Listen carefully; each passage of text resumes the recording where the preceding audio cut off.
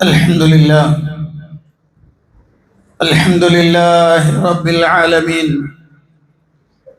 نحمده ونستعينه ونستغفره ونعوذ بالله من شرور أنفسنا ومن سيئات أعمالنا. من يهده الله فلا مضل له ومن يضلل فلا هادي له. وأشهد أن لا إله إلا الله وحده لا شريك له، وأشهد أن محمدا عبده ورسوله صلى الله وسلم وبارك عليه وعلى آله وأصحابه ومن اهتدى بهداهم إلى يوم الدين.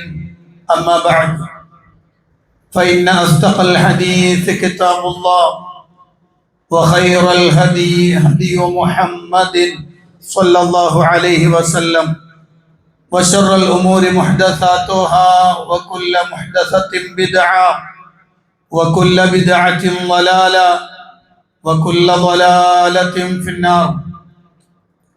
فقد قال الله سبحانه وتعالى في القرآن المجيد: أعوذ بالله من الشيطان الرجيم. يا أيها الناس اتقوا ربكم الذي خلقكم من نفس واحدة وخلق منها زوجها وبث منهما رجالا كثيرا ونساء. واتقوا الله الذي تساءلون به والأرحام، إن الله كان عليكم رقيبا. يا أيها الذين آمنوا اتقوا الله وقولوا قولا سديدا يصلح لكم أعمالكم ويغفر لكم ذنوبكم، ومن يطع الله ورسوله فقد فاز فوزا عظيما. يا أيها الذين آمنوا اتقوا الله حق تقاته ولا تموتن إلا وأنتم مسلمون. പ്രിയപ്പെട്ട സത്യവിശ്വാസികളെ, സത്യവിശ്വാസിനികളെ, പ്രപഞ്ചനാഥനായ അള്ളാഹുവിൻ്റെ കൽപ്പന നിർദ്ദേശങ്ങൾ ജീവിതത്തിൻ്റെ നിഖില മേഖലകളിലും സൂക്ഷിക്കണമെന്ന് എന്നോടെന്ന പോലെ നിങ്ങൾ ഓരോരുത്തരോടും അതർഹിക്കുന്ന പ്രാധാന്യത്തിൽ, ഗൗരവത്തിൽ ഉണർത്തുകയാണ്.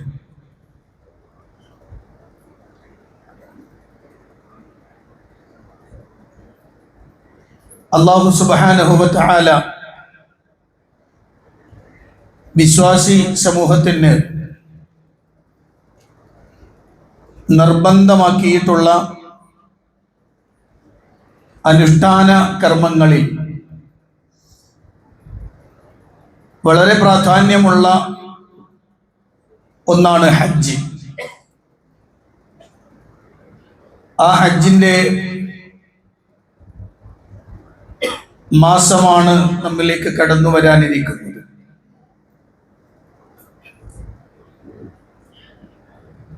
ഹജ്ജുമായി ബന്ധപ്പെട്ടുകൊണ്ടുള്ള ചർച്ച നടക്കുമ്പോൾ ഞാനതിൻ്റെ കർമ്മങ്ങളുമായി ബന്ധപ്പെട്ട വിഷയത്തിലേക്കല്ല ഉദ്ദേശിക്കുന്നത്, മറിച്ച് ഹജ്ജിലെ സുപ്രധാനമായ ചില സംഗതികൾ അത് പ്രവാചകനായ ഖലീലുല്ലാഹി ഇബ്രാഹിം അലൈഹിസ്സലാത്തു വസ്സലാമുമായി ബന്ധപ്പെടുന്നതാണ്. അദ്ദേഹത്തിന്റെ ജീവിതവുമായി ബന്ധപ്പെട്ട് നമ്മൾ പഠിക്കുമ്പോഴും അദ്ദേഹത്തിന്റെ ദഅവത്തുമായി ബന്ധപ്പെട്ട കാര്യങ്ങൾ നമ്മൾ മനസ്സിലാക്കുമ്പോഴുമെല്ലാം നമുക്ക് വ്യക്തമാകുന്ന വളരെ പ്രധാനപ്പെട്ട ചില മേഖലകളുണ്ട്. അതിൽ അല്ലാഹു സുബ്ഹാനഹു വ തആല അദ്ദേഹത്തെക്കുറിച്ച് പറഞ്ഞ ഒരു വാചകം പരിശുദ്ധ ഖുർആനിൽ നമുക്ക് വായിക്കാൻ കഴിയും. വ ഇബ്രാഹിം അല്ലദീ വഫ. ഇബ്രാഹിം അലൈഹിസ്സലാത്തു വസ്സലാം അദ്ദേഹം ഏൽപ്പിച്ച കടമകളെല്ലാം കൃത്യമായി പൂർത്തീകരിച്ചയാളാണ്.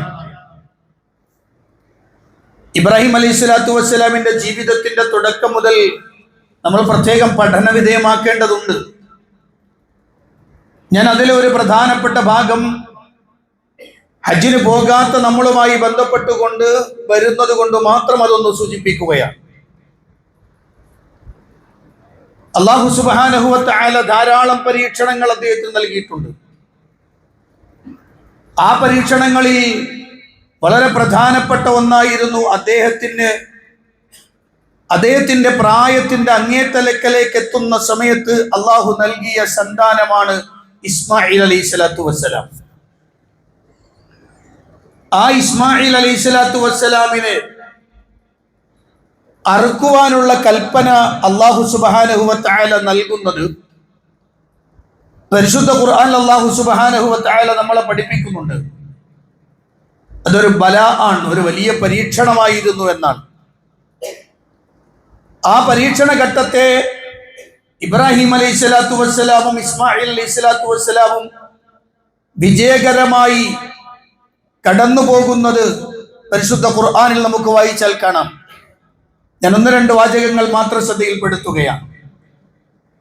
ആ കൽപ്പനയുമായി ബന്ധപ്പെട്ട് ഖുർആൻ പറയുന്ന ഇന്ന ഹാദാ ലഹുവൽ ബലാഉൽ മുബീൻ, തീർച്ചയായും അത് വ്യക്തമായ ഒരു പരീക്ഷണമായിരുന്നു എന്നാണ്. ഒരു പരീക്ഷണം എന്ന് പറയുമ്പോൾ പലപ്പോഴും നമ്മളൊക്കെ മനസ്സിലാക്കാറുണ്ട്, നമുക്ക് വരുന്ന ഏതെങ്കിലും ഒരു പ്രയാസത്തെയാണ് നമ്മൾ പരീക്ഷണമായി കണക്കാക്കുന്നത്. ഇവിടെ ഇബ്രാഹിം അലൈഹിസ്സലാത്തു വസ്സലാമിന് നൽകിയിട്ടുള്ള പരീക്ഷണം എന്തായിരുന്നു? തന്റെ ജീവിതത്തിന്റെ അവസാന ഭാഗത്തേക്ക് കടന്നു വരുമ്പോൾ, അല്ലെങ്കിൽ പ്രായത്തിന്റെ അങ്ങേത്തലക്കലേക്ക് കടന്നു വരുമ്പോൾ, ഒരു സന്താനമില്ലാത്തതിന്റെ പ്രയാസം അള്ളാഹുവിനോട് നിരന്തരം പറഞ്ഞുകൊണ്ടിരുന്ന ഇബ്രാഹിം അലൈഹിസ്സലാത്തു വസ്സലാമിന് അള്ളാഹു ഒരു സന്താനത്തെ കൊടുക്കുന്നു. അതിന് വിശദാംശങ്ങളിലേക്ക് പ്രവേശിക്കുന്നില്ല. ആ സന്താനം അല്ലാഹു സുബ്ഹാനഹു വ തആല നൽകുമ്പോൾ ആ സന്താനത്തോട് ഒരു ഉപ്പയ്ക്ക്, ഒരു പിതാവിന് എത്ര വാത്സല്യം ഉണ്ടാകും, എത്ര അധികം താലോലിച്ചാലും ഓമനിച്ചാലും മതിവരാത്ത മനസ്സായിരിക്കും ആ പിതാവിൻ്റെത്. അവിടെയാണ് ഇബ്രാഹിം അലൈഹിസ്സലാത്തു വസ്സലാമിനെ നമ്മൾ നോക്കിക്കാണേണ്ടത്. ആ മകനുമായി ജീവിച്ചു കൊതിതീരുന്നതിന് മുമ്പ്, അല്ലെങ്കിൽ ആ മകനെ എടുത്ത് താലോലിച്ച് ഓമനിച്ച് കൊണ്ടു നടക്കാനുള്ള സമയം കൂടുതൽ കിട്ടിയിട്ടില്ല. അതിനു മുമ്പ് അള്ളാഹുവിന്റെ കൽപ്പന വരുന്നുണ്ട്, നീ നിന്റെ ഭാര്യയെയും മകനെയും കഅബാലയത്തിന്റെ അടുത്ത് കൊണ്ടുപോയി താമസിപ്പിക്കണമെന്ന്. അതിനുശേഷം പിന്നീട് നമ്മൾ കാണുന്നത് ഫലമ്മാ ബലഗ മഅഹു സഅയ, ഇബ്രാഹിം നബിയോടൊപ്പം പ്രയത്നിക്കുവാനുള്ള, അഥവാ നടക്കാനും കാര്യങ്ങൾ ചെയ്യാനും ഒക്കെയുള്ള ഒരു പ്രായത്തിലേക്ക് എത്തിയപ്പോഴാണ് ഇബ്രാഹിം അലൈഹിസ്സലാത്തു വസ്സലാം വന്നിട്ട് പറയുന്ന ഒരു വാചകം. അദ്ദേഹം പറയുന്നു, യാ ബുനയ്യ ഇന്നി അറാ ഫിൽ മനാമി അന്നി അദ്ബഹുക ഫൻദുർ മാദാ തറാ. മോനെ, ഉപ്പ സ്വപ്നത്തിൽ കണ്ടിട്ടുണ്ട് നിന്നെ അറുക്കണമെന്ന്. എന്താണ് നിനക്ക് പറയാനുള്ളത്? എന്താണ് നീ അഭിപ്രായപ്പെടുന്നത്? ആ മകന്റെ തിരിച്ചുള്ള മറുപടി, യാ അബതി ഫഅൽ മാ തുഅ്മർ സതജിദുനി ഇൻഷാഅല്ലാഹു മിനസ് സ്വാബിരീൻ. ഉപ്പ, നിങ്ങളോട് എന്താണോ അല്ലാഹു കൽപ്പിച്ചത് അപ്രകാരങ്ങൾ ചെയ്തോളി. ഞാൻ ക്ഷമയോടെ അതിനുവേണ്ടി കീഴൊതുങ്ങിത്തരും. എന്നെ ഒരു ക്ഷമാശീലനായി നിങ്ങൾക്ക് കണ്ടെത്താൻ കഴിയും ഉപ്പ എന്നാണ് ഇസ്മായിൽ അലൈഹിസ്സലാത്തു വസ്സലാം, ചെറിയ കുട്ടിയായ ഇസ്മായിൽ ഉപ്പയോടുള്ള മറുപടി. എന്നിട്ട് ഖുർആൻ പറയുന്നുണ്ട്, അവർ രണ്ടുപേരും, അഥവാ ആ പ്രവർത്തിക്കു വേണ്ടി രണ്ടുപേരും ഒരുമിച്ച് ചേരുകയും ഇസ്മായിലിനെ കിടത്തുകയും അങ്ങനെ അറുക്കുവാൻ ശ്രമിക്കുകയും ചെയ്യുമ്പോൾ ആ സന്ദർഭത്തിലാണ് അള്ളാഹുവിന്റെ കൽപ്പന വരുന്നത്. അല്ലാഹു സുബ്ഹാനഹു വ തആല ഇബ്രാഹിം അലൈഹിസ്സലാത്തു വസ്സലാമിനെ വിളിക്കുന്നുണ്ട്, ഏ ഇബ്രാഹിം ഖദ് സദ്ദഖത റുഇയ ഇന്ന കദാലിക നജ്സിൽ മുഹ്സിനീൻ. ഏ ഇബ്രാഹിം, നിങ്ങൾ നിങ്ങളുടെ സ്വപ്നം യാഥാർത്ഥ്യവൽക്കരിച്ചിരിക്കുന്നു. ആ സ്വപ്നത്തെ അല്ലാഹു സുബ്ഹാനഹു വ തആലയുടെ കൽപ്പനയെ ധീരമായി നേരിടുകയും ആ കൽപ്പന നിറവേറ്റാൻ സ്വന്തം മകൻ പാകപ്പെടുമ്പോഴും അള്ളാഹുവിന്റെ കൽപ്പനയ്ക്ക് വേണ്ടി തന്റെ മകന്റെ കഴുത്തിലേക്ക് കത്തിവെക്കാൻ അള്ളാഹുവിന്റെ തീരുമാനത്തെ അംഗീകരിച്ച മഹാനായ ഖലീലുല്ലാഹി ഇബ്രാഹിം അലൈഹിസ്സലാത്തു വസ്സലാമിന്റെ അർപ്പണബോധത്തെയും അള്ളാഹുവിലുള്ള സമർപ്പണത്തെയും അള്ളാഹു സത്യപ്പെടുത്തുകയാണ്. ഖദ് സദ്ദഖത റുഇയ, നിങ്ങളുടെ സ്വപ്നം സത്യമാക്കിയിരിക്കുന്നു ഇബ്രാഹിം. ഇനി മകനെ അറുക്കേണ്ടതില്ല. എന്നിട്ട് അല്ലാഹു സുബ്ഹാനഹു വ തആല ആ കൽപ്പന നിറവേറ്റാൻ അല്ലാഹു സുബ്ഹാനഹു വ തആല ഒരു ഉരുവിനെ ഇറക്കുകയും അങ്ങനെ അതിനെ ബലിയിറക്കുകയും ചെയ്തു എന്നാണ്. പ്രിയപ്പെട്ടവരെ, ഞാൻ ഈ സംഭവം ആദ്യം പറയാനുള്ള കാരണം, സത്യവിശ്വാസികളായ നമ്മെ സംബന്ധിച്ചിടത്തോളം ദുൽഹിജ്ജയുമായി ബന്ധപ്പെട്ട് നമ്മൾ പഠിക്കുമ്പോൾ മനസ്സിലാക്കുമ്പോൾ ഇബ്രാഹിം അലൈഹിസ്സലാത്തു വസ്സലാമിന്റെ ജീവിതത്തിന്റെ ധാരാളം സംഭവങ്ങളിലൂടെ കടന്നു പോകുന്ന പ്രവർത്തനങ്ങൾ, വിശ്വാസങ്ങൾ, കർമ്മങ്ങൾ ഒക്കെ നമുക്കതിൽ കാണാൻ കഴിയും. അങ്ങനെ വരുമ്പോൾ നമ്മെ സംബന്ധിച്ചിടത്തോളം നമ്മൾ കാത്തിരിക്കുന്നത് പെരുന്നാളിന്റെ ദിവസം, അഥവാ 10-ന്റെ അന്ന്, ദുൽഹിജ്ജ 10-ന്റെ അന്ന് പെരുന്നാൾ ആഘോഷിക്കുവാനാണ് ആളുകൾ കാത്തിരിക്കുന്നത്. അങ്ങനെ ഈദ്ഗാഹിലേക്ക് വരുന്ന ആളുകളുണ്ട്. ആഘോഷം തകൃതിയായി നടത്തുന്നവരുണ്ട്. അതിനുവേണ്ടി ഉടയാടകൾ വാങ്ങി വലിയ സന്തോഷത്തോടെ പെരുന്നാൾ ആഘോഷിക്കുന്ന ആളുകളുണ്ട്. പക്ഷെ ഒരു വാചകം വളരെ ഗൗരവത്തോടെ ശ്രദ്ധിച്ചോളൂ. ആ പെരുന്നാളിന്റെ ദിവസത്തിന്റെ പേര്, ആ പെരുന്നാളിന്റെ പേര് ഈദുൽ അദ്ഹ എന്നാണ്. ഈദുൽ അദ്ഹ എന്നാണ് പറയാ. ഈദുൽ അദ്ഹ എന്ന് പറഞ്ഞാൽ ബലിപെരുന്നാൾ എന്നാണ് അർത്ഥം. ബലിപെരുന്നാൾ എന്ന് പറഞ്ഞാൽ ഇബ്രാഹിം അലൈഹിസ്സലാത്തു വസ്സലാം തന്റെ മകൻ ഇസ്മാഈലിന്റെ കഴുത്തിൽ കത്തിവെക്കാൻ അള്ളാഹുവിന്റെ തീരുമാനത്തിന് കീഴൊതുങ്ങി നിന്നപ്പോൾ അത് അംഗീകരിച്ചുകൊണ്ട് അല്ലാഹു സുബ്ഹാനഹു വ തആല ഒരു ഉരുവിനെ ഇറക്കി കൊടുക്കുകയും അങ്ങനെ അതിനെ ബലി കഴിപ്പിക്കുകയും ചെയ്തു. അതൊരു വലിയ സമർപ്പണത്തിന്റെ സന്ദേശമാണ്. ഈ സമർപ്പണത്തിന്റെ സന്ദേശം ശക്തമായി പറയേണ്ടുന്ന ദിവസമാണ് ദുൽഹിജ്ജ 10-ന്റെ അന്നത്തെ ബലി പെരുന്നാൾ ദിവസം. അപ്പോൾ അതിൽ ഏറ്റവും പ്രധാനപ്പെട്ട പ്രവർത്തനം എന്തായിരിക്കും? അന്ന് ആ പെരുന്നാളിലേക്ക് എത്തുന്ന ആളുകളുടെ മനതലങ്ങളിലുള്ള പ്രത്യേകത എന്തായിരിക്കും? ആ പെരുന്നാളിന് വേണ്ടി പുതിയ കുപ്പായം അവർ ധരിച്ചപ്പോൾ അവരുടെ മനസ്സും അവരുടെ ശരീരവും പ്രഖ്യാപിക്കുന്നത് എന്തായിരിക്കും? ആ പ്രഖ്യാപനം, അല്ലാഹുവേ, നിന്റെ തീരുമാനത്തിന് കീഴൊതുങ്ങി ഖലീലുല്ലാഹി ഇബ്രാഹിം അലൈഹിസ്സലാത്തു വസ്സലാം ചെയ്തതുപോലെ നീ എന്നോട് കൽപ്പിച്ചിട്ടുള്ള, അല്ലാഹുവേ, നിന്റെ പ്രീതിക്കു വേണ്ടി ഒരു മൃഗത്തെ അറുക്കുവാൻ ഇബ്രാഹിം നബിയെ പിന്തുടർന്നുകൊണ്ട്, അള്ളാഹുവിന്റെ പ്രവാചകൻ കാണിച്ച മാതൃകയെ പിന്തുടർന്നുകൊണ്ട് ഈ പെരുന്നാളിന്റെ ദിവസം അതിന് എന്റെ മനസ്സും ശരീരവും സന്നദ്ധമാണ് എന്നുറപ്പിച്ച് പ്രഖ്യാപിക്കലാണ്. അതുകൊണ്ടാണ് നബി സല്ലല്ലാഹു അലൈഹി വസല്ലം പറഞ്ഞൊരു വാക്കുണ്ട്, പ്രവാചകൻ സല്ലല്ലാഹു അലൈഹി വസല്ലം പറഞ്ഞ വാക്കുണ്ട്, മൻ കാന ലഹു സഅതുൻ വലം യുദഹി ഫലാ യഖറബന്ന മുസല്ലാനാ. ശരിക്ക് കേട്ടോണട്ടാ, ശരിക്ക് ശ്രദ്ധിച്ചോളണം എല്ലാവരും. മൻ കാന ലഹു സഅതുൻ, ഒരാൾക്ക് സൗകര്യമുണ്ട്, സാമ്പത്തികമായ സൗകര്യം അയാൾക്കുണ്ട്. കാരണം ബലി അടുക്കണമെങ്കിൽ എന്ത് ചെയ്യണം? പൈസ വേണം, സമ്പത്ത് വേണം. അയാൾക്ക് സഅത്തുണ്ട്, വിശാലതയുണ്ട്, സമ്പത്തുണ്ട്. ഫലം യുളഹി, അയാൾ ഉളുഹിയത്ത് തീരുമാനിച്ചിട്ടുമില്ല. ശ്രദ്ധിക്കണം, ദുൽഹിജ്ജ 1-ന്റെ അന്ന് 10-ാമത്തെ ദിവസം ഉടുക്കാനുള്ള കുപ്പായം 1000-ഉം 2000-ഉം ഒക്കെ കൊടുത്ത്, പൈസ കൊടുത്ത് വാങ്ങി, വലിയ കുപ്പായങ്ങൾ, വലിയ വിലക്ക് കുപ്പായങ്ങളൊക്കെ വാങ്ങി കുടുംബത്തിന് മുഴുവനും തുണിത്തരങ്ങൾ എടുത്തു മാറ്റിയപ്പോൾ 50,000-ഉം 60,000-ഉം 30,000-ഉം 40,000-ഉം ഒക്കെ വെച്ചെടുത്ത ആളുകളുണ്ട്. പെരുന്നാളിൻ്റെ അന്നും പിറ്റേന്നുമൊക്കെ ടൂറ് പോകാനായി തീരുമാനിച്ചു വെച്ച ആളുകളുമുണ്ട്. അങ്ങനെ സൗകര്യങ്ങളൊക്കെ ഉണ്ട്. പക്ഷേ ഫലം യുളഹി, ദുൽഹിജ്ജ ഒന്നായിട്ടും അവൻ ഉളുഹിയത്ത് തീരുമാനിച്ചിട്ടില്ല. ഉളുഹിയത്തിനെ കുറിച്ച് അവന് ചർച്ചയില്ല.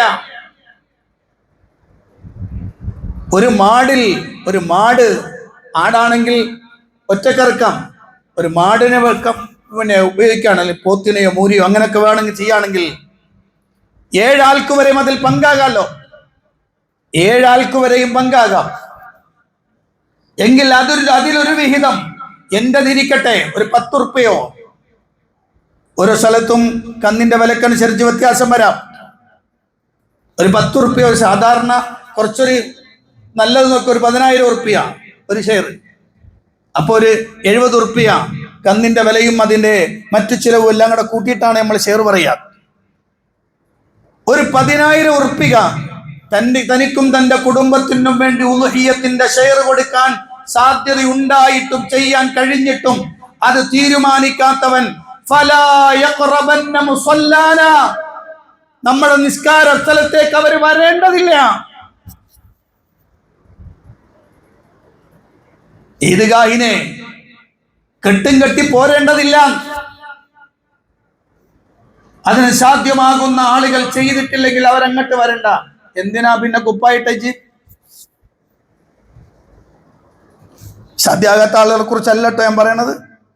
സാധ്യമാകാത്ത ആളുകൾ കുപ്പായം വാങ്ങാൻ പാടില്ല എന്നും അല്ല ഞാൻ പറയണത്. എല്ലാത്തിനും വാരിക്കോരി ചെലവഴിക്കും, പക്ഷെ ഉളുഹിയത്തിന് കൊടുക്കാൻ കഴിയില്ല, പൈസ ഇല്ല. എന്താ കൊടുക്കേണ്ടത്? 10 റുപ്യ അല്ലെങ്കിൽ ഒരു 8 റുപ്യ അല്ലെങ്കിൽ 6 റുപ്യ, എത്രയാണോ കണക്കതനുസരിച്ച്. അള്ളാഹുവിന്റെ ഹബീബ് സല്ലല്ലാഹു അലൈഹി വസല്ലം പറയാം, ഇബ്രാഹിം അലൈഹിസ്സലാത്തു വസ്സലാമിന്റെ സ്മരണകൾ അയവിറക്കുന്ന, ഇബ്രാഹിം അലൈഹിസ്സലാത്തു വസ്സലാമിന്റെ ചരിത്രത്തെ നെഞ്ചേറ്റിയ, ആ ചരിത്രം കേൾക്കുമ്പോൾ രോമാഞ്ചമുണ്ടാകുന്ന, ഈമാനികമായ ആവേശമുണ്ടാകുന്ന സത്യവിശ്വാസികളെ, അള്ളാഹുവിന്റെ പ്രവാചകനായ ഖലീലുല്ലാഹി ഇബ്രാഹിം അലൈഹിസ്സലാത്തു വസ്സലാം അത് കാണിച്ചു തന്ന അർപ്പണബോധത്തിന്റെ ഒരു പ്രത്യേകമായ സ്മരണ പുതുക്കുന്ന സന്ദർഭത്തിൽ നിനക്കതിൽ ഭാഗമാക്കാവാൻ കഴിയുന്നില്ലെങ്കിൽ പിന്നെ എന്തിനാണോ ഈ കുപ്പായിട്ടത്? പ്രവാചകന്റെ വാക്കിന്റെ ഗൗരവം മനസ്സിലായല്ലോ. മൻ കാന ലഹു സഅതുൻ ഫലം യുളഹി വലം യുളഹി ഫലാ യഖറബന്ന മുസല്ലാന. അപ്പൊ പ്രിയപ്പെട്ടവരെ, വലിയ ഗൗരവത്തോടു കൂടി കാണേണ്ടതാണ്. അള്ളാഹുവിന്റെ പ്രവാചകൻ സല്ലല്ലാഹു അലൈഹി വസല്ലം അവിടുന്ന് മദീനയിൽ താമസിച്ച ആ 10 കൊല്ലവും നബി തങ്ങൾ ഉളുഹിയ്യത്ത് അറുത്തിട്ടുണ്ട്. അവിടുന്ന് ഉളുഹിയ്യത്ത് അറുത്തിട്ടുണ്ട് എന്ന് പറഞ്ഞാൽ പ്രവാചകൻ സല്ലല്ലാഹു അലൈഹി വസല്ലമ മക്കയിൽ നിന്ന് പോകുന്നതിന് ശേഷം മരിക്കുന്നത് വരെ ബലിദാനം നടത്താതിരുന്നിട്ടില്ല. എല്ലാ സന്ദർഭത്തിലും അവിടുന്ന് ചെയ്തിട്ടുണ്ട്. എന്നു മാത്രമല്ല, പ്രവാചകൻ സല്ലല്ലാഹു അലൈഹി വസല്ലം അത് വളരെ പ്രാധാന്യത്തോടുകൂടി ഉമ്മത്തിനെ പഠിപ്പിച്ചു തരികയും ചെയ്തു. പ്രവാചകൻ സല്ലല്ലാഹു അലൈഹി വസല്ലം അവിടുന്ന് പരിശുദ്ധ ഖുർആനിലൂടെ നമ്മളോട് പഠിപ്പിച്ചു, ലൻ യനാലല്ലാഹ ലുഹൂമുഹാ വലാ ദിമാഉഹാ വലാകിൻ യനാലുഹു തഖ്വ മിൻകും. നിങ്ങൾ അറുക്കുന്ന കന്നുകളുടെ, ബലിമൃഗങ്ങളുടെ രക്തമോ അതിന്റെ മാംസമോ അള്ളാഹുവിലേക്ക് എത്തുന്നില്ല, അള്ളാഹുവിലേക്ക് എത്തുന്നതേയല്ല. വലാകിൻ യനാലുഹു തഖ്വ മിൻകും. അത് ചെയ്യുമ്പോൾ നിങ്ങളുടെ ഉള്ളിലുള്ള തഖ്വ എന്താണോ അതാണ് അള്ളാഹുവിന്റെ അടുത്തെത്തുക. മനസ്സിലായോ? അള്ളാഹുവിന്റെ അടുത്തേക്ക്, അതാണ് ആ ഖുർബത്താണ് പ്രധാനം. ഞാൻ ഉളുഹിയ്യത്ത് തീരുമാനിക്കുമ്പോൾ എൻ്റെ കൽബിൽ എന്താണ് ഉള്ളത് എന്നുള്ളതാണ് വിഷയം. പഴയ കാലത്ത് പ്രവാചകൻ സല്ലല്ലാഹു അലൈഹി വസല്ലമ പരിശുദ്ധ ഇസ്ലാമിന്റെ ദഅവത്തുമായി കടന്നു വരുന്ന സമയത്ത് മക്കക്കാർ അവരെ ഹജ്ജ് ചെയ്യുന്നവരാണ്. മുശ്രിക്കുകളാണെങ്കിലും അവർ ഹജ്ജ് ചെയ്യുന്നവരായിരുന്നു. അവർ ഹജ്ജിന് തൽബിയത്ത് ചൊല്ലിയവരാണ്. ലബ്ബൈക അല്ലാഹുമ്മ ലബ്ബൈക ലബ്ബൈക ലാ ശരീക ലക് ഇല്ലാ ശരീകൻ ഹുവ ലക് തംലികുഹു വമാ മലക്. അതായിരുന്നു അവരുടെ തൽബിയത്ത്. അല്ലാഹുവേ, നിന്റെ വിളിക്കുത്തരം നൽകി ഞങ്ങൾ ഇതാ വന്നിരിക്കുകയാണ്. നിനക്കൊരു പങ്കുകാരുമില്ല, ഒരു പങ്കുകാരൻ ഒഴിച്ച്. ആ പങ്കുകാരൻ അയാൾ ഉടമപ്പെടുത്തിയതെല്ലാം നിനക്കുള്ളതാണ്. അഥവാ നിന്റെ അധീനതയിലുള്ള നീ കൊടുത്ത കഴിവുള്ള ഒരാളെ നിന്നോടൊപ്പം ഞങ്ങൾ എന്ത് ചെയ്യുന്നുണ്ട്, പങ്കാക്കുന്നുണ്ടല്ലോ. അങ്ങനെ ഹജ്ജ് ചെയ്യുന്ന ആളുകൾ, അങ്ങനെ തവാഫ് ചെയ്യുന്ന ആളുകൾ, അത് കഴിഞ്ഞാൽ അവർ ബലിമൃഗത്തെ അറുക്കും. കാരണം എന്താണെന്നറിയോ? ഇബ്രാഹിം അലൈഹിസ്സലാത്തു വസ്സലാം ലോകത്തെ മുഴുവൻ മത ആളുകളുടെയും മതവിശ്വാസികളുടെയും കാരണവരാണ്. ജൂതന്മാർ ഇബ്രാഹിം അലൈഹിസ്സലാത്തു വസ്സലാമിനെ പിതാവായി കാണുന്നു. ക്രിസ്ത്യാനികൾ ഇബ്രാഹിം അലൈഹിസ്സലാത്തു വസ്സലാമിനെയാണ് പിതാവായി കാണുന്നത്. മക്കയിലുണ്ടായിരുന്ന ബഹുദൈവ വിശ്വാസികൾ അവരെല്ലാം ഇബ്രാഹിം അലൈഹിസ്സലാത്തു വസ്സലാമിനെ പിതാവായി കാണുന്നു. എന്ന് മാത്രമല്ല, മക്കയിൽ കഅബാലയത്തിൽ ഇബ്രാഹിം നബിയുടെ വിഗ്രഹം വരെ ഉണ്ടായിരുന്നു. ആ ആളുകൾ ഇബ്രാഹിം മില്ലത്ത് നടപ്പിൽ വരുത്തിക്കൊണ്ട് അവരതാ ബലിയറുക്കുന്നു. ബലിയറുത്തിട്ട് അവരെന്ത് ചെയ്യും? അതിന്റെ രക്തം അതിങ്ങനെ കയ്യിൽ ഇങ്ങനെ വാരിയെടുത്തു കൊണ്ടുവന്ന് കഅബാലയത്തിന്റെ ഭിത്തിയിൽ ഇങ്ങനെ തേച്ചു വെക്കും. ആ കഅബാലയത്തിന്റെ ഭിത്തിയിൽ അങ്ങനെ തേക്കും. എന്തിനാ തേക്കുന്നറിയോ? ഖുർബത്തൻ ഇലല്ലാഹ്, അള്ളാഹുവിലേക്ക് സമീപിതാ, ഞങ്ങൾ ഈ തീരുമാനം നടപ്പിലാക്കിയിട്ടുണ്ട്, രക്തം തേച്ചിട്ടുണ്ട്, നിന്റെ വീട്ടിൽ രക്തം തേച്ചിട്ടുണ്ട്, അത് നിനക്ക് പെട്ടെന്ന് അറിയാൻ പറ്റും. അതുകൊണ്ട് ഞങ്ങളുടെ ഈ ബന്ധം അള്ളാഹു നിനക്ക് മനസ്സിലാകണം. അതിനാണ് ഈ വിഷയത്തെ തകർത്തുകൊണ്ട് അള്ളാഹുവിന്റെ ഖുർആൻ പറഞ്ഞു,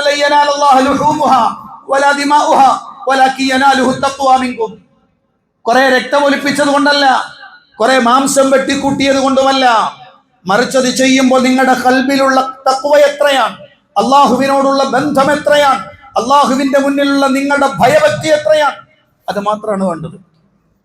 ഇന്നൊരു കാര്യം ഞാൻ അന്ന് സൂചിപ്പിച്ചു പോട്ടെ. ഇന്ന് ഉളുഹിയ്യത്ത് എന്നൊക്കെ പറയുന്നത് കുറച്ചൊക്കെ ഒരു പ്രകടനപരതയ്ക്ക് മാറിയിട്ടുണ്ട്, താൻ പോരിമയ്ക്ക് മാറിയിട്ടുണ്ട്. സംഘടനകളുടെ ഐക്യം, സംഘടനകളുടെ ആൽബലം കാണിക്കാനും പണാധിപത്യം കാണിക്കാനും ഒക്കെ ഒരു ഹേതുവായിട്ടുണ്ട്. ആ മഹലിൽ 10 ആണെങ്കിൽ ഈ മഹലിൽ നമുക്ക് ഈ പ്രാവശ്യം, അവിടെ കഴിഞ്ഞ പ്രാവശ്യം ഒരു 10 എടുത്തിട്ടുണ്ട്, ഈ പ്രാവശ്യം നമുക്കൊരു 15 ഇറക്കണം. അങ്ങനെ നമ്മൾ താഴെയല്ലല്ലോ, മനസ്സിലായോ? ഈ ജാതി താൻ പോരിമകളൊന്നും വേണ്ട. അതാ ജാഹിലിയത്തിലെ ലതഖു, അവരെന്ത് ചെയ്തു? രക്തം ഇങ്ങനെ കഅബാലയത്തിന്റെ ഭിത്തിയിൽ തേച്ചതിന് തുല്യാണ് ഇപ്പം നമ്മൾ ഈ കാണിക്കണ ഈ പണി. ഇതൊന്നും കുർബത്താവൂല. കുർബത്താകണമെങ്കിൽ ഹൃദയത്തിൽ നിന്ന് വരണം. അതിനൊരു വലിയ ആശയമുണ്ട്, അതിനൊരു വലിയ തലമുണ്ട്. അവിടെയാണ് ഞാൻ ആദ്യം പറഞ്ഞ സംഭവത്തിന്റെ പ്രത്യേകത. തന്റെ മകന്റെ കഴുത്തിൽ കത്തിവെക്കാൻ കാണിച്ച ഇബ്രാഹിം നബിയുടെ മനസ്സുണ്ടല്ലോ, ഇബ്രാഹിം നബിയുടെ വിശ്വാസം ഉണ്ടല്ലോ, ഇബ്രാഹിം നബിയുടെ സമർപ്പണം ഉണ്ടല്ലോ, ആ സമർപ്പണത്തിൽ നിന്നുണ്ടായതാണ് ഈ ബലി. അപ്പോൾ അതിന്റെ ഒരു ഭാഗം എത്തണ്ട് നമ്മുടെ കൽബിൽ. അതുകൊണ്ടാണ് അല്ലാഹു റസൂൽ സ്വല്ലല്ലാഹു അലൈഹി വസല്ലം അങ്ങനെ പറഞ്ഞത്.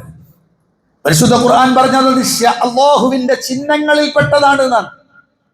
വൽ ബുദന ജഅൽനാഹാ ലക്കും മിൻ ശആഇരില്ലാഹ്, ബലിയൊട്ടകങ്ങൾ അതിനെ അള്ളാഹുവിന്റെ ചിഹ്നങ്ങളിൽ പെട്ടതാക്കിയിരിക്കുന്നു എന്നാണ്. ബലിയൊട്ടകങ്ങൾ ചിഹ്നങ്ങളാണ്, അള്ളാഹുവിന്റെ ചിഹ്നങ്ങൾ.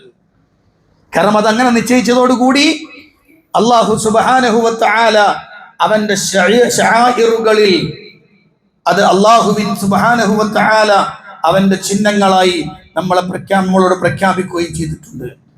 പരിശുദ്ധ ഖുർആൻ അള്ളാഹു നമ്മളോട് പറഞ്ഞു, അതുകൊണ്ട് നിങ്ങൾ എന്ത് ചെയ്യണം? നിങ്ങൾ ഈ പ്രവർത്തനം ചെയ്യണം കേട്ടോ. ഫസ്വല്ലി ലിറബ്ബിക വൻഹർ. വലിയ ചെറിയൊരു അധ്യായമല്ലേ അല്ലേ? എല്ലാവർക്കും അറിയുന്ന ചെറിയൊരു അധ്യായം. ഇന്നാ അഅതൈനാകൽ കൗസർ ഫസ്വല്ലി ലിറബ്ബിക വൻഹർ. നബിയെ, അങ്ങക്ക് നാം ധാരാളം നൽകിയിരിക്കുന്നു. ഹൗദുൽ കൗസർ അല്ലെങ്കിൽ അതുപോലെയുള്ള ധാരാളം അനുഗ്രഹങ്ങൾ നൽകിയിട്ടുണ്ട്. ഫസ്വല്ലി ലിറബ്ബിക വൻഹർ. ആകയാൽ നബിയെ, അള്ളാഹുവിന് വേണ്ടി നീ നിസ്കരിക്കുകയും വൻഹർ, നീ അവന്റെ പ്രീതിക്ക് വേണ്ടി അറുക്കുകയും ചെയ്യണം. ഫസ്വല്ലി ലിറബ്ബിക വൻഹർ, അള്ളാഹുവിന്റെ ഖുർആൻ പഠിപ്പിക്കുക. അപ്പൊ പ്രിയപ്പെട്ടവരെ, ഞാൻ പറഞ്ഞു വന്നത് ഉളുഹിയ്യത്ത് വലിയ പ്രാധാന്യമുള്ള ഒരു കർമ്മമാണ്. അതുകൊണ്ട് തന്നെ അതിൻ്റെ എല്ലാ നിയമങ്ങളും പാലിച്ച് എല്ലാ മഹത്വത്തോടെയും എല്ലാ വിശ്വാസത്തോടെയും കൂടി അത് ചെയ്യാൻ കഴിയുന്നവൻ ചെയ്യണം, അല്ലാത്തവൻ നിസ്കരിക്കാൻ വരണ്ട. കഴിവുണ്ടായിട്ടും അത് ചെയ്യാത്തവൻ, തീരുമാനിക്കാത്തവൻ മുസല്ലയിലേക്ക് വരേണ്ടതില്ല എന്ന് അല്ലാഹുവിന്റെ റസൂൽ സല്ലല്ലാഹു അലൈഹി വസല്ലം പഠിപ്പിച്ചിട്ടുണ്ട്. അതുകൊണ്ട് ശ്രദ്ധിക്കണം. അല്ലാഹു സുബ്ഹാനഹു വ തആല അനുഗ്രഹിക്കുമാറാവട്ടെ.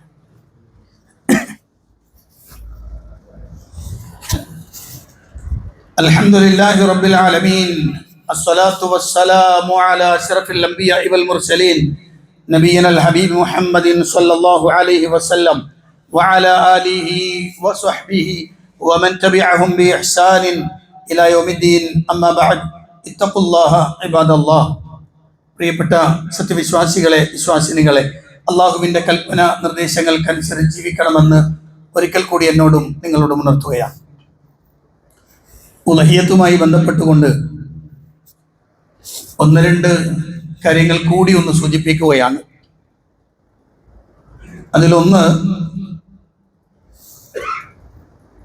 ഓരോ മഹല്ലിലും ഉലഹിയത്ത് നടപ്പിലാക്കുവാൻ പ്രത്യേകമായ സംവിധാനങ്ങളുണ്ട്. ആ സംവിധാനങ്ങളുമായി ചേർന്ന് നിൽക്കണം. ഇനി ഞാൻ സംസാരിക്കാൻ പോകുന്നത് ആ സംവിധാനം നടപ്പിലാക്കുന്ന ആളുകളുമായിട്ട് ബന്ധപ്പെട്ടാണ്. അവർ ശ്രദ്ധിക്കേണ്ട ഒരു കാര്യം, ഒരു ഉരുവിൽ പങ്കാകുന്ന ആളുകൾ അവരുടെ ഷെയർ തുല്യമാവണം. അതായത് ഒരു ഉരുവിൻ്റെ വില 50,000, ഒരു ഉരുവിൻ്റെ വില 70,000, ഒരു ഉരുവിൻ്റെ വില 40,000. ഇങ്ങനെ പല വിലക്കുള്ള കുറേ കന്നുകളെ മേടിച്ചുകൊണ്ട് വന്ന് എല്ലാവരുടെ കയ്യിൽ നിന്നും ഒരു പ്രത്യേക പൈസ വാങ്ങി, എന്നിട്ട് ഈ കന്നുവിടെ കൊണ്ടുവന്ന് വെച്ചിട്ട് കുറച്ചാളുകൾ വിളിച്ചിട്ട് ഇത് നിങ്ങളാട്ടോ, ഒരാഴ്ച ഇത് നിങ്ങളാട്ടോ, അത് പറ്റില്ല. എൻ്റെ കയ്യിൽ നിന്ന് ഷെയർ വാങ്ങിയതിനനുസരിച്ച് അപ്പം എത്ര ആൾ ഷെയർ ഉണ്ടോ അതിൽ എല്ലാവരും തുല്യ ഷെയർ ആവണം. ഒരു ഉരുവിൽ എല്ലാവരും തുല്യ ഷെയർ ആവണം. 7 ഉറുപ്പ്യാണെങ്കിൽ 7 ആൾക്കും 7 ഉറുപ്പ്യ, 10 ഉറുപ്പ്യാണെങ്കിൽ 7 ആൾക്കും 10 ഉറുപ്പ്യ, ഒരാൾക്ക് 5, ഒരാൾക്ക് 7, അങ്ങനെ കുറച്ച് ആളുകളെ കൂട്ടിയിട്ടൊരു എണ്ണം പൂർത്തിയാക്കിയിട്ട് ഒരു പൊത്തിനങ്ങട്ട് തള്ളുന്നല്ല, കൃത്യമായിട്ട് ഷെയർ ആവണം. അത് അവർക്ക് ബോധ്യപ്പെടുത്തുകയും വേണം. ഇതാണ് നിങ്ങളെ കന്ന് കേട്ടോ, ഇതാണ് നിങ്ങളെ കന്ന്, മനസ്സിലല്ലേ? അപ്പൊ ഇതാണ് നിങ്ങളുടേത്. കാരണം എന്താന്ന് വെച്ചാൽ അതിനെ അറുക്കുന്ന സമയത്ത് ഒന്നെങ്കിൽ അവരെ അറുക്കാം, അല്ലെങ്കിൽ എന്ത് ചെയ്യാം, അറുക്കുന്ന സന്ദർഭത്തിൽ അതിന് സാക്ഷിയാകാൻ വേണ്ടി അവരോട് ഉണ്ടാവണം. അപ്പോൾ അത് വളരെ ഗൗരവതരമായി ശ്രദ്ധിക്കേണ്ട ഒരു കാര്യമാണ്. അത് സംവിധാനം നടത്തുന്ന ആളുകൾ പ്രത്യേകം ആ വിഷയത്തെ ഗൗരവത്തിൽ കാണേണ്ടതുണ്ട്. ഇനി രണ്ടാമത്തെ ഒരു കാര്യം, നമ്മുടെ നാട്ടിൽ ഇപ്പൊ സജീവമായി വന്നിട്ടുള്ള ഒന്നാണ് ഈ ഉത്തരേന്ത്യയിലേക്ക് ഉദ്ഹിയത്തിനുള്ള പൈസ അയക്കുന്ന സമ്പ്രദായം. അഥവാ വടക്കേന്ത്യയിൽ കുറെ ഉദ്ഹിയത്ത് നടത്താൻ വേണ്ടിയിട്ടുള്ള, നമ്മുടെ നാട്ടിൽ നിന്നൊക്കെ ധാരാളം ആളുകൾ പോയി അവിടെ ഗ്രാമങ്ങളെ, അതിൻ്റെ കാര്യങ്ങളും അവിടുത്തെ ആളുകൾക്ക് വിദ്യാഭ്യാസവും മറ്റു കാര്യങ്ങളും ഒക്കെ ചെയ്തുകൊണ്ടിരിക്കുന്നുണ്ട്. അതുകൊണ്ട് തന്നെ ഉദ്ഹിയത്തുമായി ബന്ധപ്പെട്ടുള്ള പ്രോജക്റ്റുകൾ നമ്മുടെ നാട്ടിൽ വരാറുണ്ട്. ആ വിഷയത്തിൽ ശ്രദ്ധിക്കേണ്ട ഒരു കാര്യമുണ്ട്. എന്നെ സംബന്ധിച്ചിടത്തോളം എൻ്റെ ഉദ്ഹിയത്ത് ഞാൻ നടപ്പിലാക്കേണ്ടത് എൻ്റെ നാട്ടിലാണ്, എൻ്റെ നാട്ടിലാണ് നടക്കേണ്ടത്. 2-3 കാര്യങ്ങളുണ്ട് അതിന്. എന്തുകൊണ്ടാന്ന് വെച്ചാൽ, അങ്ങനെ ഒരു സ്ഥലത്തേക്ക് എൻ്റെ ഉദ്ഹിയത്ത് മാറ്റണമെങ്കിൽ എൻ്റെ നാട്ടിൽ ഉദ്ഹിയത്ത് ചെയ്യേണ്ട ആവശ്യമില്ലാതെ വരണം.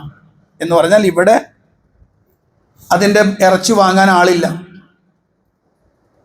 അതിനെ പറ്റിയ ആളുകളൊന്നും ഇവിടെ ഇല്ല, ഇവിടെ അറുക്കുന്ന ഒരു സമ്പ്രദായം ഇല്ലതാനും, അങ്ങനെ ഒരു സാഹചര്യവും ഇവിടെ ഇല്ല. അങ്ങനെയൊക്കെ വരുമ്പോഴാണ് അതല്ലാത്തൊരു സ്ഥലത്തേക്ക് മാറ്റാം. അല്ലാത്തടത്തോളം കാലം തൻ്റെ ഉദ്ഹിയത്ത് നടപ്പിൽ വരുത്തേണ്ടത് അതാത് നാട്ടിലാണ്. ഞാൻ ഈ പറഞ്ഞ സുന്നത്തൊക്കെ അതിൽപ്പെടും. അതായത് ഉദ്ഹിയത്തിൽ അറുക്കാൻ വേണ്ടി പോകാൻ കഴിയും, അല്ലെങ്കിൽ അവിടെ സാക്ഷിയാകാൻ കഴിയും, അതിൽ നിന്ന് വിഹിതം കഴിക്കാൻ കഴിയും, നമ്മുടെ നാട്ടിലുള്ള തൊട്ടാളുകൾക്ക് നമുക്കത് കൊണ്ടെത്തിച്ചു കൊടുക്കാൻ കഴിയും. ഇങ്ങനെ കുറേ നന്മകൾ അതിൻ്റെ ഉള്ളിലുണ്ട്. അതിവിടെ സൗകര്യപ്പെടുമെങ്കിൽ ഇവിടെ തന്നെ അത് ചെയ്യണം. ഇനി ഒരാൾക്ക് കുറച്ച് പൈസ കൂടുതലുള്ള ആളുകളാന്ന് വെച്ചോളി, നല്ല അവയ്ക്ക് ഇവിടെ ഒരെണ്ണം കൊടുത്തു, അവർക്കും കൊടുക്കുന്നതിന് വിരോധമൊന്നുമില്ല. ഇവിടെ ഉളുഹിയത്ത് നഷ്ടപ്പെടുത്തിക്കൊണ്ട് വേറൊരു സ്ഥലത്തേക്ക് ഉളുഹിയത്തിന്റെ പൈസ കൊടുക്കാൻ പറ്റൂല. അത് പ്രവാചകൻ സ്വല്ലല്ലാഹു അലൈഹി വസല്ലം പഠിപ്പിച്ച ആശയത്തിൽ ഇല്ലാത്തൊരു കാര്യമാണ്. അതുകൊണ്ട് തന്നെ നമ്മളുടെ നാട്ടിൽ അത് കൃത്യമായി നടക്കുന്നു എന്ന് ഉറപ്പിക്കണം. ഇനി അതില്ലെങ്കിൽ എന്ത് ചെയ്യണം? ഒരു പ്രയാസമുണ്ട്, അത് നടക്കാൻ പറ്റൂല, ഉളുഹിയത്ത് നടപ്പിലാക്കാൻ പറ്റൂല എങ്കിൽ ഏതെങ്കിലും സ്ഥലത്തേക്ക് മാറ്റുന്നതിന് വിരോധമില്ല. അപ്പൊ ചില ആളുകളൊക്കെ പറയാറുള്ളത് ഇതൊരു വേറെ ഒരു സമൂഹത്തിന്റെ ദാരിദ്ര്യ നിർമ്മാർജ്ജനം, ഒരു പ്രയാസങ്ങൾ നീക്കാൻ, അതിനൊന്നും ഉളുഹിയത്തല്ല വേണ്ട, അതിന് വേറെ കാര്യങ്ങൾ ചെയ്യണം. ഉളുഹിയത്ത് ഓരോ നാട്ടിലും ചെയ്യേണ്ടുന്ന സുപ്രധാനമായ, അത് കഴിവുള്ള ആളുകൾക്ക് അവിടെ സുന്നത്താകുന്ന, അവർ ചെയ്യേണ്ടുന്ന കാര്യമാണ്. അതുകൊണ്ട് തന്നെ ഞാൻ ഈ പറഞ്ഞ രൂപത്തിൽ അല്ലെങ്കിൽ അങ്ങോട്ട് ഏത് നാട്ടിലേക്ക് നീക്കുന്നതിനും വിരോധമല്ല. ഇല്ലെങ്കിൽ അത് ഇവിടെ തന്നെ ആയിരിക്കണം, എന്ത് ചെയ്യണം? അതാത് നാടുകളിൽ തന്നെ ഉളുഹിയത്ത് നടക്കണം. നമ്മുടെ നാട്ടിൽ നമ്മുടെ ഭാഗത്ത് നടക്കാതെ അത് വേറൊരു സ്ഥലത്തേക്ക് കൊണ്ടുപോകുന്നത് അത് ഇസ്ലാമിക മര്യാദയിൽപ്പെട്ടതല്ല. മാത്രമല്ല അള്ളാഹുവിൻ്റെ പ്രവാചകൻ സല്ലല്ലാഹു അലൈഹി വസല്ലമ പഠിപ്പിച്ചതിന് എതിരുകൂടിയാണ് എന്ന് നമ്മൾ മനസ്സിലാക്കേണ്ടതുണ്ട്. ഇനി അതിൽ ഒരാൾ കൊടുക്കാൻ തീരുമാനിക്കാൻ, എങ്ങനെ കൊടുക്കാൻ? നാട്ടിലൊരു ഷെയർ 10 ഉറുപ്പ്യാണ്. അത് മറ്റ് ഇപ്പം വടക്കേന്ത്യൻ പ്രദേശത്തേക്ക് പോവുകയാണെങ്കിൽ ഒരു 5 ഉറുപ്പ്യ കൊണ്ട് കാര്യം നടക്കും. എന്നാൽ പിന്നെ ഇവിടെ കൊടുക്കണേക്കാൾ നല്ലത് അവിടെ കൊടുക്കല്ലേ എന്ന ചിന്തയിൽ ആരെങ്കിലും തീരുമാനിച്ചിട്ടുണ്ടെങ്കിൽ അതും ബാത്തിലാണ്. കാരണം അവിടെ അവൻ മുന്നിൽ കണ്ടിട്ടുള്ള എന്താ? തഖ്വയൊന്നുമല്ല, പിന്നെ സാമ്പത്തിക നേട്ടം 5000 ഉറുപ്പ്യ പോക്കറ്റ് ഇരിക്കുമല്ലോ എന്നുള്ളതാണ്. അത് പാടില്ല. അതുകൊണ്ട് പൈസ കുറവാണ്, അവിടെ കൊടുത്താൽ ഇവിടെ പൈസ കൂടുതലാണ്, അതുകൊണ്ട് കുറവുള്ളെടുത്ത് കൊടുത്താലും നമ്മളെ കടമ വീടിയാ പോരെ എന്ന് ചിന്തിക്കുന്ന ആളുകൾ ഉണ്ടെങ്കിൽ അവർ മനസ്സിലാക്കണം അത് ഉളുഹിയത്തല്ല. അതുകൊണ്ട് നമ്മുടെ നാട്ടിൽ ഇവിടെ നമ്മുടെ പള്ളിയുമായി ബന്ധപ്പെട്ടിട്ട് ഉളുഹിയത്തിന്റെ സംവിധാനമുണ്ട്. 10,000 ഉറുപ്പിക ഷെയർ പറഞ്ഞിട്ടുണ്ട്. അതിലേക്ക് കൊടുക്കാൻ താല്പര്യമുള്ള സാധിക്കുന്ന ആളുകളൊക്കെ എന്ത് ചെയ്യുക? അതിൽ പങ്കാകുക. എന്നിട്ട് നമ്മുടെ നാട്ടിൽ എന്ത് ചെയ്യുക? അങ്ങനെ ഒരു സംവിധാനം ഉണ്ടാക്കി അതിലേക്ക് നിസ്കാരം കഴിഞ്ഞു വന്ന് അങ്ങനെ ഭംഗിയായി ആ അറവ് നടത്തി അതിൻ്റെ ഇറച്ചി അതിൽ നിന്ന് കഴിക്കാൻ കഴിയുമെങ്കിൽ ഏറ്റവും ഖൈർ. നബി സല്ലല്ലാഹു അലൈഹി വസല്ലമ അന്ന് തിന്നിരുന്നത് ഉളുഹിയത്തിന്റെ അറുത്തതിന് ശേഷം ഉളുഹിയത്തിന്റെ ഇറച്ചി അവിടുന്ന് കഴിച്ചിരുന്നു എന്ന് കാണാം. മാത്രമല്ല അവിടുന്ന് തൊട്ടുഭാഗത്തുള്ള പാവങ്ങളായ ആളുകൾക്ക്, അതിന് അർഹതയുള്ള ആളുകൾക്കൊക്കെ എന്ത് ചെയ്യുക? അതുകൊണ്ട് എത്തിച്ചു കൊടുക്കുന്ന ഒരു വലിയ കാര്യമാണത്, വലിയ പുണ്യമാണ്. ആ ഒരു മാനസിക സംതൃപ്തിയും അതിൻ്റെ ഒരു ഖൈറാത്തുകളും വേറൊരു സ്ഥലത്ത് ഉണ്ടാവില്ല. അതുകൊണ്ട് തന്നെ അത് പ്രത്യേകം ശ്രദ്ധിക്കണമെന്നാണ് ഈ സന്ദർഭത്തിൽ ഉണർത്താനുള്ളത്. അള്ളാഹുവിൻ്റെ ഖുർആൻ പറഞ്ഞു, ദാലിക വമൻ യുഅല്ലിം ശആഇറല്ലാഹ് ഫഇന്നഹാ മിൻ തഖ്വൽ ഖുലൂബ്. അള്ളാഹുവിൻ്റെ ചിഹ്നങ്ങളെ ബഹുമാനിക്കുക എന്നത് ഒരാളുടെ കൽബിൽ തഖ്വയുണ്ട് എന്നതിൻ്റെ അടയാളമാണ് എന്ന് ഖുർആൻ അള്ളാഹു സുബ്ഹാനഹു വ തആല പറയുന്നു. അതുകൊണ്ട് അത് ശ്രദ്ധിക്കണം. അള്ളാഹു അനുഗ്രഹിക്കുമാറാവട്ടെ. ഇന്ന് നമ്മുടെ പള്ളി കേന്ദ്രീകരിച്ച് നടക്കുന്ന സാമൂഹിക ക്ഷേമ പ്രവർത്തനങ്ങൾക്കുള്ള സ്വതക്കയാണ്. പാവങ്ങളെ സഹായിക്കാനും രോഗികൾക്ക് ചികിത്സ സഹായം കൊടുക്കാനും ഒക്കെയുള്ളൊരു സാമ്പത്തിക സഹായമാണ്. എല്ലാവരും അതിനോട് നല്ല രൂപത്തിൽ ഭാഗവാക്കാവണം എന്നുണ്ടെത്തുന്നു. അള്ളാഹു അനുഗ്രഹിക്കുമാറാവട്ടെ. നമ്മുടെ പ്രവർത്തനങ്ങൾ സ്വീകരിക്കുകയും അർഹമായ പ്രതിഫലം അനുഗ്രഹിക്കുകയും ചെയ്യുമാറാവട്ടെ. വന്നുപോയി തെറ്റുകുറ്റങ്ങൾ അള്ളാഹു വിട്ടുപുറത്തും അപ്പാക്കി തരുമാറാവട്ടെ.